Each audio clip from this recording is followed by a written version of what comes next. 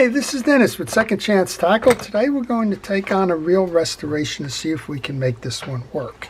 This is an old Ocean City reel. It's kind of hard to tell. Everything's all rusted over, but it does work. And it works very hard to turn, but it does work. And a free spool release does release. So we've got a serious case of greening. This came in a parts reel project box that I bought. So it cost me about $2, and I thought it was a great opportunity to show you how to clean up greening and how to see if we can't get this reel to work again. It's my belief is that these reels got stuck in the storm, Hurricane Sandy to be exact, were never serviced, just left there, and that the salt has corroded everything. So the first thing we're going to do is see how much of this we can clean up. So we're going to take this off as best we can. We're going to start by just spraying the pieces, the screw heads, with some WD-40. Now this is an old reel. This one was probably manufactured in the late 30s or 40s. You can tell that by the wooden knob on the handle. My fear is that these screws won't come out, and well, maybe that'll be the subject of another video. While I got that working, I'm going to take a glove, just because there's bound to be a lot of oil on there now. And let's get started removing the pieces. While we do that, I want to take a moment here to encourage you to subscribe to my channel if you like these kinds of videos. Oh, that one turned easy. And if you do like these types of videos, the subscription will show you when I'm posting, and if you hit the notification button, it will tell you when those posts make it to YouTube, and you can kind of select which ones you want to see. I work on all kinds of reels. This is a vintage reel, and I'm getting lucky right now with these screws. I hope my luck continues. Well, that bar is turning. And we're going to show you on this how to get the greening off. It'll probably be pretty radical, but we're going to try and get the greening off. And that all assumes that we can get the side plates off. The gear side plate in particular is the one I'm concerned about. Alright, there's my first problem. This one has got a head that's going to break. But all the others come out. That's good. So let's show you what happens if you get that problem. Let's get those two out of there. Oh, we got one out anyway. Go to the other side and see if you can get the screws out of this side. And then we'll show you how to work that reel seat off. It only works if you have one stuck. This is the one I'm kind of... Oh, we got that one turning. Good. All right, so we should be able to proceed. At worst, we may wind up with a broken screw on one, but that may be the cost I pay for this. Again, remember, we're going to try and do restoration. You can see that the salt corrosion and everything has worked its way right through everything. It's going into a coffee can. You'll see why in a moment. The spool is still working. The spool's got a line on it. I'm going to take the line off, but eventually it's going to wind up in the coffee can as well. And here's what we want to see if we can do now. We want to see if we can rotate and turn this screw off by hand. Okay, well, we're hitting the button here right now, so let's keep going with the restoration. We're going to take the top piece of this off. This has got a jack that's held in by a screw. And I'm not going to put the mechanical gears or those pieces into a bath. I'm going to put the rest of these in. Okay, I'm hopeful. Well, it doesn't look like I'm going to have any luck with this because those studs are in the way. Okay, with that rocking motion there, we should be able to get this done. There we go. I don't know if I broke it off or if it just came. I guess it came off. Good. All right, that goes into my pail. This goes into my pail, if I can get this out. This has got to be replaced, this one. It's a very tight, small slot there, but it did come out, and I should have one. Maybe I can get just by luck, there you go. I guess it was just a lot of salt in there. That groove looks good enough to keep. All right, so the main mechanicals are in there. I've got 2 more that I got to work on. I want to get this main drive off, so let's go find the right tool for that.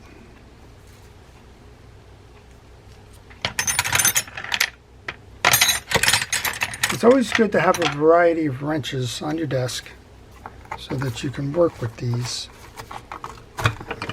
This is amazing that a reel from this era is still working, but just I had that wrench in my hand. It works nicely. And keep the moving parts out of that bucket, and you'll see why in a moment. All right, this is a direct drive reel. There's only 2 more screws holding this assembly on. One of them is very salted. All right, it moves. Good. And 1 more on the other side.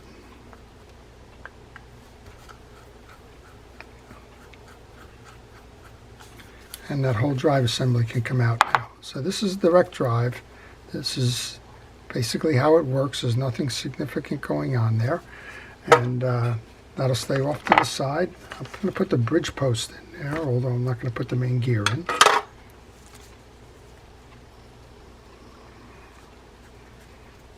And the side plate. Okay, so here's what we're going to do. We have heavily corroded pieces in there. There's virtually nothing you can do with these that's going to save the finish. What's happened is the oxidation on this spool has eaten away at all of the chrome. And you can use steel wool, you can use sandpaper, emery cloth, you can do all kinds of things, but you're not going to restore the finish to this one. It's gone. So why I have that can and what I'm going to do next is probably the most radical of the cleanups. But again, it's $2 reel, and it's worth showing you how that all works. And so we'll take advantage of this opportunity to do just that. I'm going to fill that can with water, and I'm going to use good old classic toilet bowl cleaner. Now, that is going to dissolve all of this.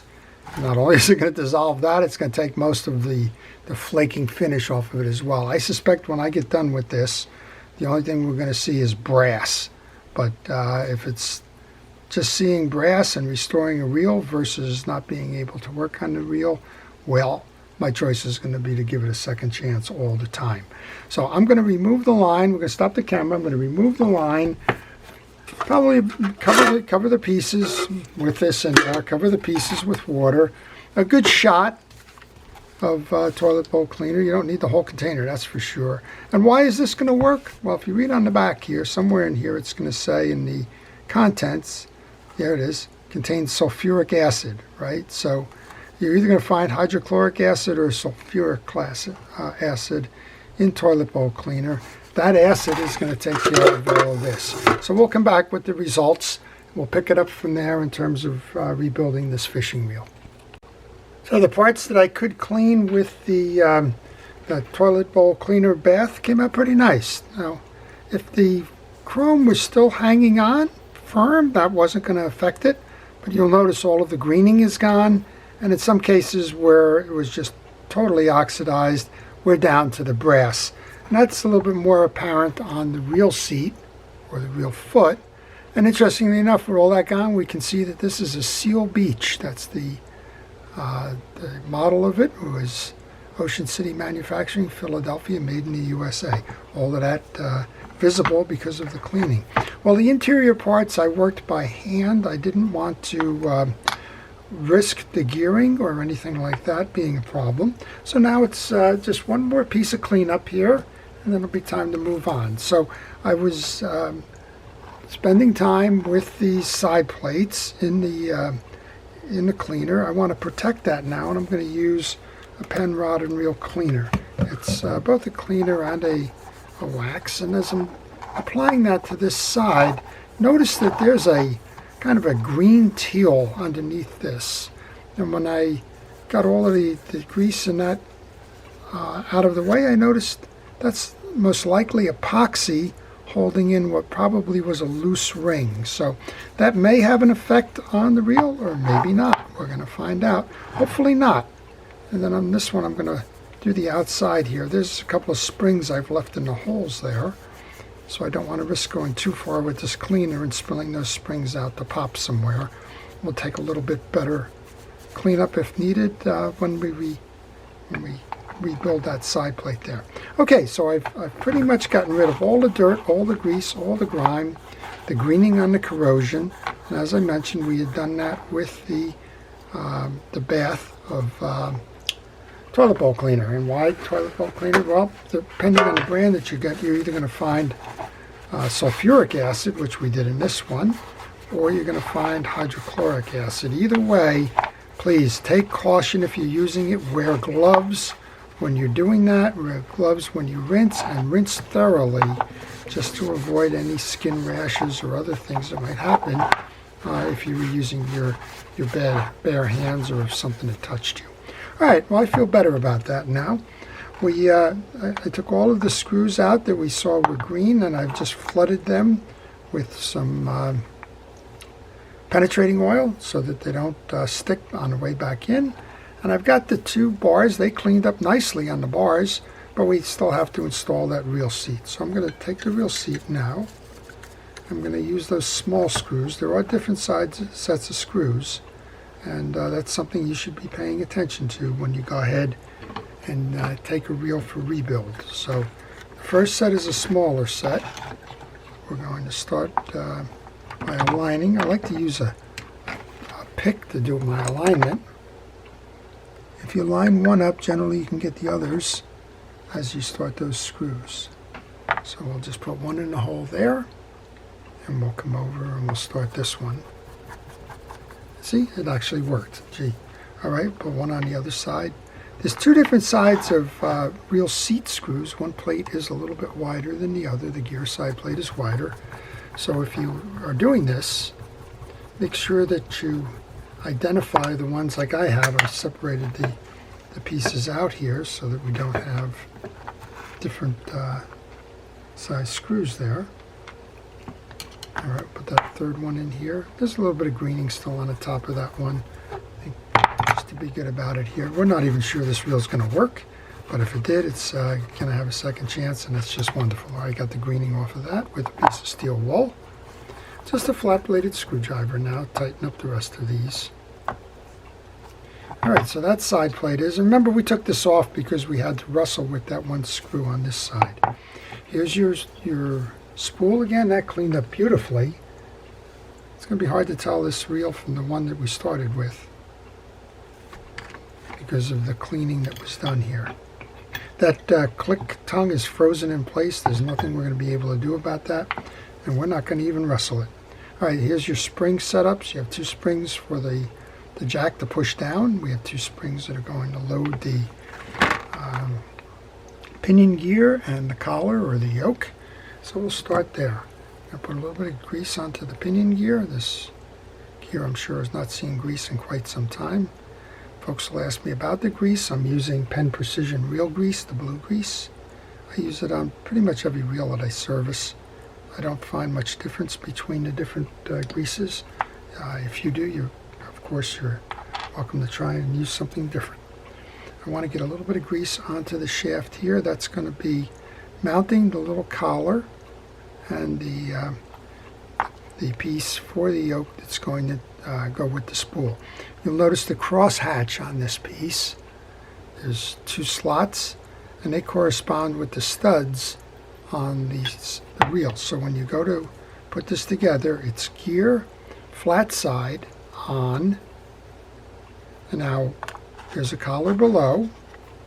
That's traditionally what we would call the yoke.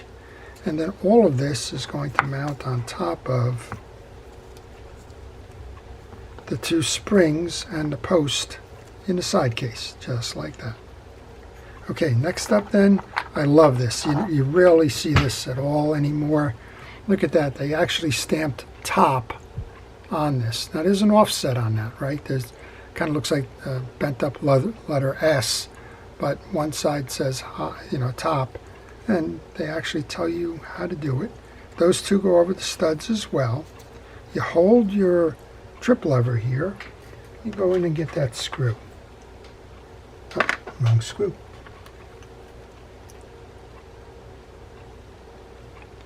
And then we should be able to tighten that down.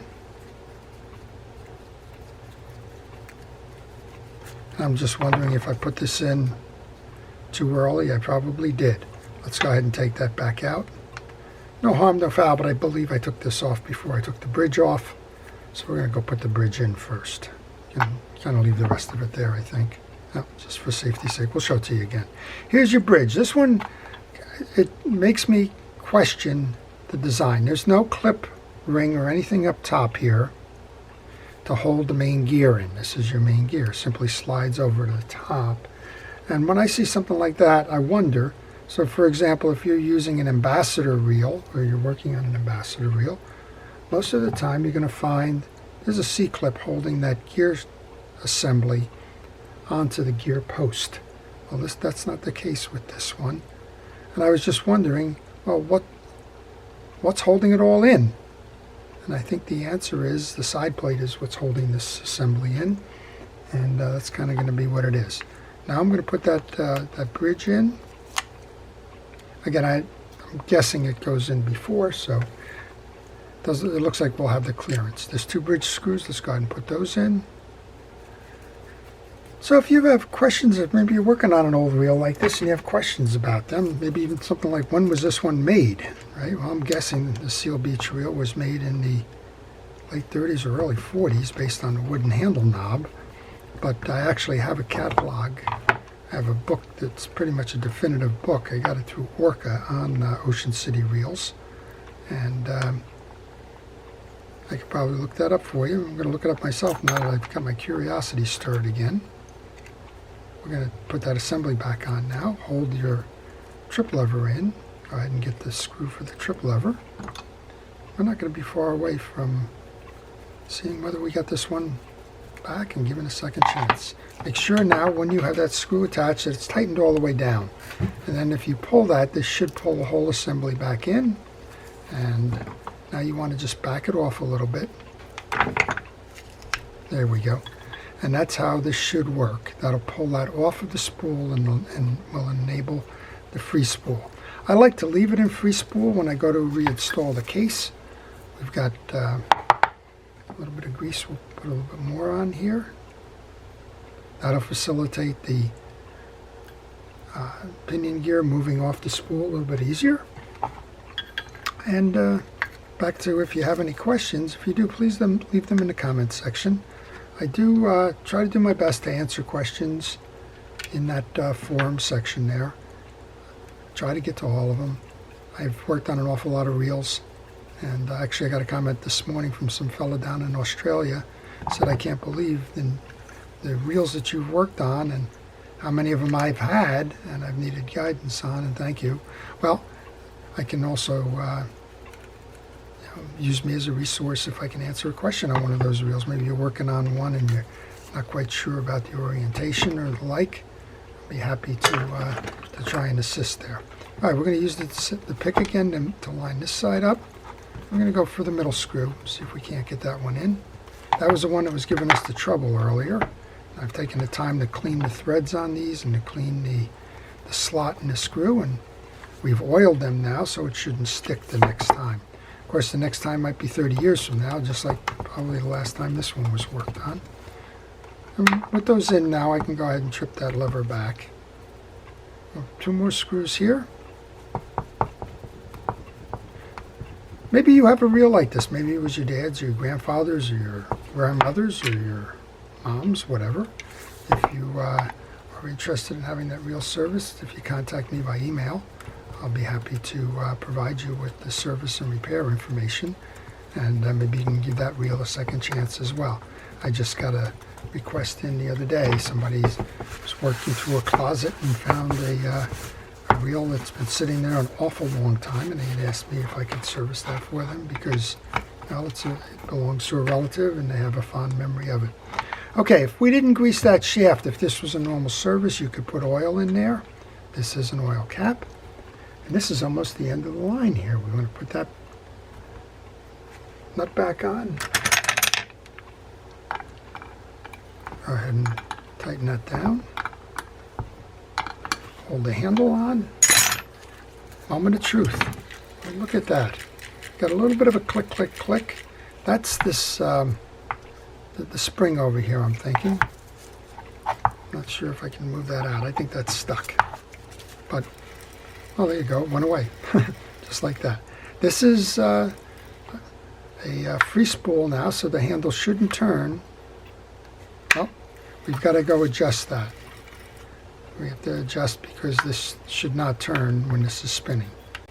So that means the pinion gear is not releasing fully. I'll go back and redo that. But in the meantime, look at that. We took a reel off the scrap pile. It's a direct drive reel. And when we got it off the scrap pile there, we cleaned it up with a variety of techniques, including using that toilet bowl cleaner to get it done. And what we did was we made sure it got all cleaned and lubed. And now with a little bit of an adjustment here on that yoke mechanism, this one should be ready to go. So I hope you've enjoyed that. It's been fun working on this one. It's been fun taking a reel that was in my junkyard reel sales and using it as an example of how you can restore some of these older reels. So please, everybody, if you know or if you see a first responder or essential personnel that's been working to keep us safe during the pandemic, please say thank you to them. I'll say thank you right now. To everybody, please stay safe, stay well, and stay watching. This is Dennis with Second Chance Tackle. Have a great day. Okay, so as a postscript, I couldn't leave it like that. I told you I would go back and just readjust. It meant tightening the screw down a little bit. Now when you pull that out, you have the spool running just the way it should. A little bit of noise. I'm thinking that burring that's been epoxied in there probably hasn't had a lot of love. It's probably a little tired, but this reel completely can go fishing. Look at it. You know, nice and smooth that reel turns. No noise, no hesitation. What a beautiful direct drive reel. All you really need from a restoration is put a leather pad on there because this is a knuckle buster. We're going both ways. There is no drag system in here as you saw. The only drag system is your brute force and your thumb. So there you go. I hope you've enjoyed it again. Take care and stay well.